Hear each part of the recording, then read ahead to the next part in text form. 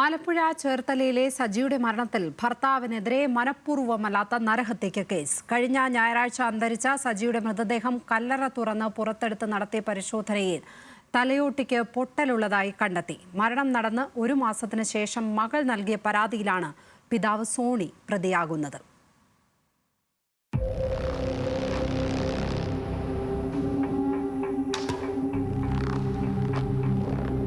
Vandanam medical college ആശുപത്രിയിലെ മോർച്ചറിയിൽ സൂക്ഷിച്ചിരുന്ന മൃതദേഹം ഇന്ന് രാവിലെയാണ് പോസ്റ്റ്മോർട്ടം നടത്തിയത്. തലയ്ക്ക് ക്ഷതമേറ്റതായും തലയൊട്ടിക്ക് പൊട്ടലുള്ളതായും പരിശോധനയിൽ കണ്ടെത്തി. തലച്ചോറിനേറ്റ മുറിവാണ് മരണത്തിന് കാരണമായത്. പോലീസ് നിരീക്ഷണത്തിലായിരുന്ന സോണിയെ ചോദ്യം ചെയ്തപ്പോൾ കൊല്ലണമെന്ന ഉദ്ദേശത്തോടെ ആയിരുന്നില്ല ഭാര്യയെ മർദ്ദിച്ചതെന്ന് മൊഴി നൽകി.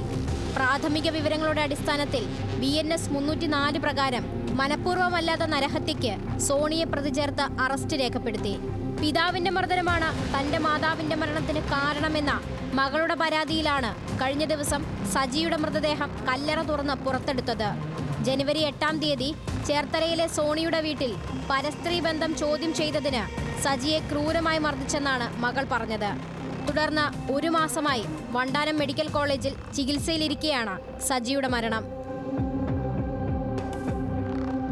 ന്യൂസ് മലയാളം, ആലപ്പുഴ.